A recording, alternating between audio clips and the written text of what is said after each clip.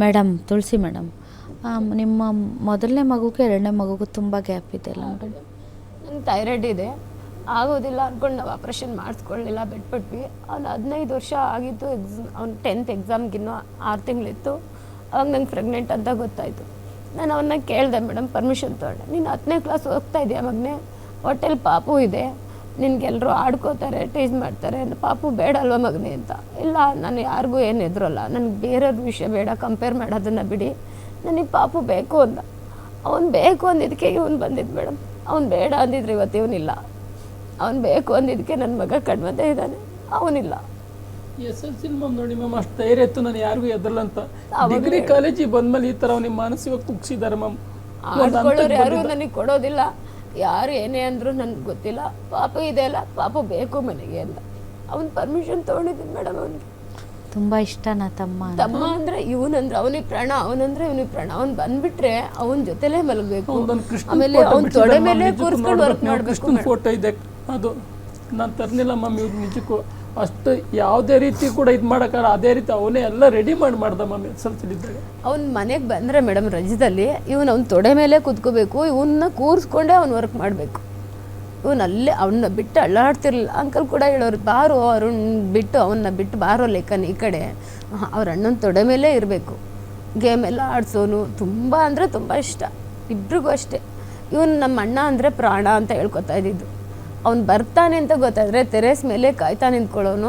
Uncle wife ಹೇಳೋರು, ಅಣ್ಣ ಬರ್ತಾನೆ ಹೋಗೋ ಮನೆಗೆ, ಅವನು ಅರುಣ್ ಇನ್ನೊಂದು ಸರಿ ಬರಲಿ ಹೇಳ್ತೀನಿ, ಫೋನ್ ಮಾಡಿಬಿಟ್ಟು ಬರಬೇಡ ನೀನು, ಅವನಿಗೆ ಬಿಸಿಲು ಅನ್ನಲ್ಲ ಏನೂ ಅಲ್ಲ, ಕಾಯ್ತಾನೇ ಇರ್ತಾನೆ, ಹಾಗೆ ಬಂದ್ಬಿಡು ಅಂತ ಹೇಳ್ತೀನಿ ಅಂತ. ಆ ಥರ ಕಾಯೋನು ಮೇಡಮ್. ಇವನಂದ್ರೆ ಅಣ್ಣ ಅಂದರೆ ಅಷ್ಟು ಇಷ್ಟ ಅವನಿಗೆ. ಅವನ ಜೊತೆಲೇ ಹೋಗ್ಬೇಕು, ಜೊತೆಲೇ ಬರಬೇಕು, ಅವನಿರೋ ತನಕ ಜೊತೆಲೇ ಮಲಗಬೇಕು, ಅವ್ನ ತೊಡೆ ಮೇಲೆ ಕೂತ್ಕೊಂಡು. ಎಜುಕೇಶನ್ ಮ್ಯಾಮ್ ಯಾರನ್ನು ಕಂಪೇರ್ ಮಾಡ್ತಿಲ್ಲ, ಸಮಾನ ಅಂತ ವಹಿಸ್ತಾರೆ. ಅವ್ರ ಜೀವನ ಅವರು, ನಮ್ಮ ಜೀವನ ಮಾಡಬೇಡಿ.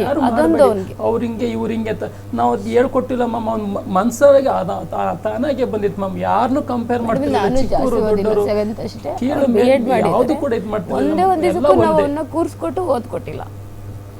ನೀವೇನು ಓದಿದ್ದೀರಾ ಸರ್? ನಂದು BA ಆಗಿದೆ ಮ್ಯಾಮ್. ಆದರೂ ನೀವು ಕೂಲಿ ಕೆಲಸ ಕೆಲಸ ಸಿಗ್ನಿಲ್ಲ. 2001ರಲ್ಲಿ ಉಪ್ಪಳ್ಳಿ ಭಾನುಪ್ರಕಾಶ್ ಹೈಸ್ಕೂಲಲ್ಲಿ ವರ್ಕ್ ಮಾಡ್ತಿದ್ದೆ ಮ್ಯಾಮ್. ಬರೀ 300 ರೂಪಾಯಿ ಒಂದು ಸಬ್ಜೆಕ್ಟಿಗೆ ಕೊಡೋರು ಏಡೆಡ್ ಸ್ಕೂಲಲ್ಲಿ. ಆಮೇಲೆ ಕೊನೆಗೆ 3 ಲಕ್ಷ ಕೇಳಿದ್ರು. ಆ ಟೈಮಲ್ಲಿ ನನಗೆ 300 ರೂಪಾಯಿ ದುಡಿಯೋದು ಕಷ್ಟ ಇತ್ತು. ಊರು ಬಿಟ್ಟು ಹಾಸನ ಬಿಟ್ಟು, ನಂದು ಹಾಸನ ಹತ್ರ ಹಳ್ಳಿ ಮ್ಯಾಮ್, ಹಳೆಕೋಟೆ ಕಬ್ಬನಳ್ಳಿ ಅಂತೇಳಿ, ಹೊಳೆನರಸೀಪುರ ತಾಲೂಕು. ಅಲ್ಲಿಂದ ಬೆಂಗಳೂರಿಗೆ ಜೀವನ ಹರಿಸ್ಕೊಂಡು ಬಂದೆ. ನಾನು ಓದಿದ್ದೀನಿ ಅಂತ ನನಗಿಲ್ಲ ಮ್ಯಾಮ್. ನಾನು ಒಟ್ಟಿನಲ್ಲಿ ಬದುಕಬೇಕು, ನನಗೆ ಧೈರ್ಯ ಅಷ್ಟೇ ಮ್ಯಾಮ್. ನಾವು ಇನ್ನೊಬ್ರು ಆಡ್ಕೋಬಾರ್ದು, ಬಾಯಿ ಮೇಲೆ ಬೆಟ್ಟಿಟ್ಕೊಂಡು ಬದುಕಬೇಕು ಅನ್ನೋ ರೀತಿಲಿ ಬದುಕ್ತಿದೆ ಮ್ಯಾಮ್. ಕೇಳಿ ನಮ್ಮ ಓನರ್ ಅಂಕಲ್ ಇದ್ದಾರೆ, ನಿಜಕ್ಕೂ ಅಷ್ಟೊಂದು ಇದು ಮಾಡೋರು, ಅಷ್ಟೊಂದು ಹೆಲ್ಪ್ ಮಾಡೋರು. ಇಂಥ ಹುಡುಗರು ನಮ್ಮ ಮನೆಗೆ ಬಂದಿದ್ದಾರೆ, ಇಂಥ ಫ್ಯಾಮಿಲಿ ಬಂದಿದೆ ನಮ್ಮ ಮನೆಗೆ ಅಂತ ಹೇಳ್ಬಿಟ್ಟು ಇದುವರೆಗೂ ಮ್ಯಾಮ್ ಒಂದು ಏನಂತ ಮಾತಾಡಿಲ್ಲ ಮ್ಯಾಮ್. ಅವರು ಕೂಡ ಅರುಣ್ಗೆ ಫೋನ್ ಮಾಡಿ ವಿಚಾರಿಸ್ಕೊಳ್ಳೋರು, ಮೇಡಮ್ ಹೇಗಿದೆಯಾ ಅರುಣ್? ವೆಂಕಟಯ್ಯನವರೇ, ನಾನು ನಿಜವಾಗ್ಲೂ ನಿಮ್ಮನ್ನ ತುಂಬಾ ತುಂಬಾ ಅಪ್ರಿಷಿಯೇಟ್ ಮಾಡ್ತೀನಿ. ಯಾಕೆಂದ್ರೆ ನನ್ನ ಮನೆಯಲ್ಲಿ ಹಿಂಗೆ ಮಾಡ್ಕೊಂಡ್ರು ಅಂತ ಟೆನೆಂಟ್ಸ್ನ ಬೈಯೋರೇ ಜಾಸ್ತಿ. ಅಂಥದ್ರಲ್ಲಿ ಇವತ್ತು ನೀವು ಅವ್ರಿಗೆ ಸಪೋರ್ಟ್ ಮಾಡ್ಕೊಂಡು ಇವತ್ತು ಬಂದು ಕೂತಿದ್ದೀರ. ಮನೇಲಿ ಯಾರು ಕುಡಿಯೋ ಏನಿಲ್ಲ ಅಂಥದ್ರಲ್ಲಿ ಕೇಶವ ಅಷ್ಟೇ, ಅವರು ಒಂಥರ ಹುಚ್ಚ ಮೇಡಮ್.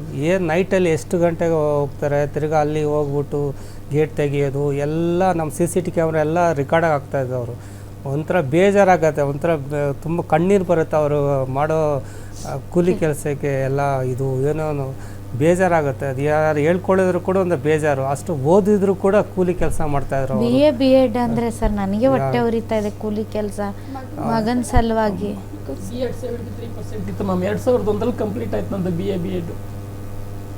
ನಾನು ಆದರೂ ನನಗಿಲ್ಲ ಮ್ಯಾಮ್. ನನ್ನ ಮಗನ ಯಾವ ಹ್ಯಾಬಿಟ್ ಇಲ್ಲ ಮ್ಯಾಮ್. ನನ್ನ ಮಗನದಲ್ಲಿ ಯಾವ ಹ್ಯಾಬಿಟ್ ಇರಲಿಲ್ಲ.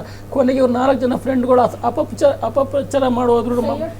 ಭಯಂಕರ ಡೈವರ್ಟ್ ಮಾಡಿದ್ರು. ತಿಂತಾನೆ, ಸಿಗರೇಟ್ ಸೇತಾನೆ ಎಲ್ಲ ಪ್ರಚಾರ ಮಾಡಿದ್ರು. ಆದ್ರೆ ರಾತ್ರಿ ಹುಡುಗಿ ಯಾವುದೇ ಕಾರಣಕ್ಕೂ ನಂಬೇಡಿ ಅಟ್ಟಿ, ನಿಮ್ಮನ್ನು ಡೈವರ್ಟ್ ಮಾತಾಡಿ. ನನ್ನಲ್ಲಿ ನಾನು ಓದಿದ್ದೀನಿ ಮ್ಯಾಮ್. ನನಗೆ ಯಾವ ಹ್ಯಾಬಿಟ್ ಇಲ್ಲ, ಒಂದು ಬೀಡಿ ಸಿಗರೇಟು ಯಾವುದಿಲ್ಲ ಮ್ಯಾಮ್. ಯಾಕೆಂದರೆ ಓದಿದ್ದು ನಾವೊಬ್ಬರು ದಾರಿ ದೀಪ ಆಗಬೇಕು ಅಂತೇಳಿ ನಾನು ಯಾವ ಕೆಟ್ಟ ಚಟಗಳನ್ನು ಇರಲಿಲ್ಲ. ನನ್ನ ಮಗನೂ ಅದೇ ರೀತಿ ಇದ್ದ ಮ್ಯಾಮ್. ಅದೇ ರೀತಿ ಓದ್ಕೊ ಬಂದ. ಲಾಸ್ಟ್ಗೂ ಮೆಸೇಜಲ್ಲಿ ಅದೇ ರೀತಿ ಮಾಡೋದ. ಅಲ್ಲಿ ಇದು ಹಾಸ್ಪಿಟ್ಲ್ ಹತ್ರ ಬಂದ್ರೆ ಇಲ್ಲದೆಲ್ಲ ಅಪಪ್ರಚಾರ ಮಾಡೋದ್ರು ಮ್ಯಾಮ್ ನನ್ನ ಮಗನ ಬಗ್ಗೆ. ಬೇಕು ಅಂತ ಅವ್ರ ಬಗ್ಗೆ ಅನುಮಾನ ಇವನೇ ಸರಿ ಇಲ್ಲ ಅಂತ, ಇವನೇ ಸರಿ ಇಲ್ಲ, ಇವನೇ ಮಾಡ್ಕೊಳ್ತಾರ, ಫುಲ್ ಡೈವರ್ಟ್ ಮಾಡಿದ್ರು ಮ್ಯಾಮ್. ಆಮೇಲೆ ಕೇಳಿದ್ರೆ ಇನ್ನೊಬ್ಬ ಹುಡುಗ ಇದ್ದಾನೆ ಅದೇ ಕ್ಲಾಸ್ ಅಂಕಲ್ ಶುದ್ಧ ಸುಳ್ಳು, ಇವ್ರು ಸೇರ್ಕೊಂಡು ಮಾಡ್ತಾ ಇರೋದಲ್ಲ, ನಿಮ್ಮನ್ನ ಡೈವರ್ಟ್ ಮಾಡ್ತಿದ್ದಾರೆ ಇದ್ರು ಭಯಂಕರವಾದ ಅಡುಗೆ ನೀವು ಹುಡುಕಿ ಕೆದಕಿ ಅಂದಾಗ ಆಮೇಲೆ ನಾನು ನಿಮ್ಮ ಸತ್ತು ದಿನ ಏನು ಗೊತ್ತಾಗ್ತಿಲ್ಲ ಮ್ಯಾಮ್, ನನ್ನ ಮಗ ಹೊರಟೋ ದಿನ ಏನು ಗೊತ್ತಾಗ್ತಿಲ್ಲ. ಬಂದು ನೋಡಿದ್ರಲ್ಲ ನಿಮ್ಮ ಮಗನ್ನ ಹೆಂಗಿತ್ತು? ನಿಜಕ್ಕೂ ಹೇಳ್ಬಾರ್ದು ಮ್ಯಾಮ್, ಬಂದು ನೋಡಿದ್ರೆ ಸುಮ್ಮನೆ ನಿಂತಿದ್ದಾನೆ. ನನ್ನ ಮಗ ಬೆಳಿಗ್ಗೆ ಇದ್ದಾನೆ, ಈಗಿಲ್ವಲ್ಲ. ನನ್ನ ಜೀವನ ನಿಜ ಅದು ಹೊಳಕ್ಕೂ ಆಗಲ್ಲ ಮ್ಯಾಮ್, ಬಿಡಕ್ಕೂ ಆಗಲ್ಲ. ಇದುವರೆಗೂ ಮನೇಲಿ ನಾನು ಇಡ್ತಿ ಆದಳು ಒಂದು ತುತ್ತಿನೂ ತಿಂದಿಲ್ಲ ಮ್ಯಾಮ್. ಸುಳ್ಳು ಹೇಳ್ತಾರೆ, ಒಂದು ತುತ್ತು ತಿಂತಾರೆ, ಬೆಳಿಗ್ಗೆ ತಿಂದಿಲ್ಲ ಮ್ಯಾಮ್. ನೆನ್ನೆ ಸುಳ್ಳು ಹೇಳ್ತಿದ್ದಾಳೆ, ಇವತ್ತು ನಿಮ್ಮ ತಿಂಡಿ ಬೆಳಿಗ್ಗೆನೂ ರಾತ್ರಿ ಊಟ ಮಾಡಿದ್ರೆ ಹಶು ಅನ್ನೋದೇ ಗೊತ್ತಿಲ್ಲ ಮೇಡಮ್. ಎಷ್ಟು ಮೊದಲು ಹಶುವಾಗ್ತಿತ್ತು ಅಂದ್ರೆ ಅವ್ರು ತಿನ್ಲಿ ಅಂತ ಸುಳ್ಳು, ನೀನು ತಿನ್ ಬಂದೇನೆ ಬಾರೆ ಒಂದು ತುತ್ತಿನ ಅಂದ್ರೆ ದೇವರೆಡೆಗೂ ತಿನ್ ಬಂದಿದ್ದೀನಿ ತಿನ್ರಿ, ಅವ್ರಿಗೆ ಸಾಕಾಗಲ್ಲ ಅಂತ ಹಿಂಗೆ ಹೇಳ್ತಿದ್ದೆ. ಅಷ್ಟು ಹಶು ತಡ್ಕೊಳಕ್ಕಾಗ್ತಿರ್ಲಿಲ್ಲ. ಅವ್ನು ಸತ್ತಿದ್ದ ದಿವಸದಿಂದ ಇಲ್ಲಿವರೆಗೂ ನಂಗೆ ದೇವ್ರ ಸತ್ತಲ್ಲ ಹಶು ಅನ್ನೋದು ಗೊತ್ತೇ ಇಲ್ಲ ಮೇಡಮ್. ತಿನ್ನು ಅಂತ ನನ್ನ ಮನೇಲಿ ಅಡುಗೆನೇ ಮಾಡಿಲ್ಲ. ಅವ್ರ ಯಜಮಾನ್ರು ಬಾವ ಬೆಳಗ್ಗೆ ಮಗುಗೆ ತಿಂಡಿ ತಂದ್ಕೊಡ್ತಾರೆ, ಇಡ್ಲಿ ಪಲಾವು, ಅದೇ ಇವರಿಬ್ರು ತಿನ್ಕೋತಾರೆ ಮಧ್ಯಾಹ್ನ ತನಕ. ನಾನು ಅಡುಗೆನೇ ಮಾಡಿಲ್ಲ ಅವತ್ತಿಂದ ಇಲ್ಲಿವರೆಗೂ, ಒಲೆನೇ ಹಚ್ಚಿಲ್ಲ ನಾನು. ಅಪ್ಪ ಅಮ್ಮನ ಬೆಲೆ ಅಂಕಲ್ ತಂದ್ಕೊಡ್ತಾರೆ, ನಾವು ಅಪ್ಪ ಅಮ್ಮಂದಿರಾದಾಗ ಗೊತ್ತಾಗುತ್ತೆ. Correct sir. ಇದನ್ನ ನಾನು ಇದನ್ನ ಎಷ್ಟು ಎಂಡಾರ್ಸ್ ಮಾಡ್ತೀನಿ ಅಂದರೆ ನಾನು ಕೂಡ. ಯಾಕೆ ಅಂತಂದರೆ ನಾವು ತಂದೆ ತಾಯಿಗಳ ಭಾವನೆಗಳನ್ನು ಅರ್ಥ ಮಾಡ್ಕೊಳ್ಳಲ್ಲ, ಅವ್ರ ಕಷ್ಟಗಳನ್ನು ಅರ್ಥ ಮಾಡ್ಕೊಳ್ಳಲ್ಲ, ಅವ್ರು ನಮಗೋಸ್ಕರ ಏನೇನು ತ್ಯಾಗ ಮಾಡಿದ್ದಾರೆ ಅಂತ ಅರ್ಥ ಮಾಡ್ಕೊಳ್ಳಲ್ಲ. ನನಗೆ ಅದು ಕೊಡಿಸ್ಲಿಲ್ಲ, ಇದು ಕೊಡಿಸ್ಲಿಲ್ಲ, ನನ್ನನ್ನು ಚೆನ್ನಾಗಿ ನೋಡ್ಕೊಳ್ಳಿಲ್ಲ, ಹಂಗಿದ್ದೀರಾ ಹಿಂಗಿದ್ದೀರಾ ಅಂತ ಬರೀ ನಾವು ತಂದೆ ತಾಯಿಗಳನ್ನು ದೂರ್ತೀವಿ. ಆದರೆ ನಮ್ಮ ಹೊಟ್ಟೆಯಲ್ಲಿ ಒಂದು ಮಗು ಹುಟ್ಟಿದಾಗ ಗೊತ್ತಾಗುತ್ತೆ ನಮ್ಮ ತಂದೆ ತಾಯಿ ಬೆಲೆ ಎಷ್ಟು ಅಂತ. ಅದನ್ನು ನಾನು ಒಪ್ಕೊಳ್ತೀನಿ ಸರ್, 100ಕ್ಕೆ ನಾನು 100 ಒಪ್ಕೊಳ್ತೀನಿ. ಯಾಕಂದರೆ ನಾನು ಒಂದು ಮಗಳಾಗಿ ಇವತ್ತು ತಾಯಿ ಆಗಿದ್ದೀನಿ. ಮಗಳಾಗಿದ್ದಾಗ ನಾವು ಬಿಹೇವ್ ಮಾಡೋದೇ ಬೇರೆ, ಒಂದು ತಾಯಿ ಆದಾಗ ನಮಗೆ ಮಗಳಾಗಿದ್ದಾಗ ನಾವು ಏನು ಮಾಡಿರ್ತೀವಿ ಅದೆಲ್ಲ ರಿಪೀಟ್ ಆಗುತ್ತೆ. ಸೊ ಹೀಗಾಗಿ ಮಕ್ಕಳಿಗೆ ಗೊತ್ತಾಗ್ನಲ್ಲ ಮ್ಯಾಮ್, ಆ ಮಕ್ಕಳ ಸಹಪಾಠಿಗಳಿಗೆ ಗೊತ್ತಾಗ್ನಲ್ಲ ಅವ್ರ ಅಪ್ಪ ಅಮ್ಮನ ಬೆಲೆ ಏನು, ಅವ್ರ ಮಗು ಬೆಲೆ ಅಂತ ಅವ್ರ ಸಹಪಾಠಿಗಳು ಇವ್ರಿಗೆ ಮಾಡಿದ್ರೆ ಗೊತ್ತಾಗ್ನಲ್ಲ ಮ್ಯಾಮ್. ನಾವು 10 ರೂಪಾಯಿ ನಮ್ಮ ಹುಡುಗ ಎಂಗೇಜಲ್ಲಿದ್ದಾಗ, ನಾವೊಂದು ಟೀನೇಜಲ್ಲಿದ್ದಾಗ ನಾವು ಅಪ್ಪ 10 ರೂಪಾಯಿ ಕೊಡು ಅಂದರೆ ಕೊಟ್ಟನಲ್ಲ, ನೀನು 10 ರೂಪಾಯಿ ಕೊಟ್ಟಿಲ್ಲ ಅಂತ ಅಪ್ಪನ ಬೈತೀವಿ ಮ್ಯಾಮ್. ಅದೇ ನಾವು ಮಗುವಾಗಿ ನಾವು ಮಗನ ಸ್ಕೂಲಿಗೆ ಸೇರಿಸ್ಬೇಕಾದ್ರೆ 10 ರೂಪಾಯಿ ವ್ಯಾಲ್ಯೂ ಅಂದ್ರೆ ನಿಜಕ್ಕೂ ಮ್ಯಾಮ್ ಕೋಟಿ ಕೊಟ್ಟರು ಬರಲ್ಲ ಮ್ಯಾಮ್. ಅಷ್ಟು ಅಪ್ಪ ಅಮ್ಮನ ಬೆಲೆ ಅವಾಗ ಗೊತ್ತಾಗುತ್ತೆ. ಹೌದು, ನಿಜ. ನಾನು ಅಷ್ಟು ತಿಳ್ಕೊಂಡು ನನ್ನ ಮಗನ ಆ ರೀತಿ ಬೆಳೆಸ್ತೆ ಮ್ಯಾಮ್. ನೋಡಿ ಮ್ಯಾಮ್, ಆ ಮಕ್ಕದನ್ನು ಮುಗ್ದತೆ ನೋಡಿ ಮ್ಯಾಮ್, ಯಾರ ಜೊತೆ ಏನು ಅನ್ನಿಸ್ಕೊಂಡಲ್ಲ, ನನಗೆ ಯಾವ ರೀತಿ ಬದುಕಬೇಕು, ಹ್ಯಾಂಗೆ ಮಾಡಬೇಕು ಒಂದು ಅರ್ಥನೇ ಆಯ್ತಿಲ್ಲ ಮ್ಯಾಮ್.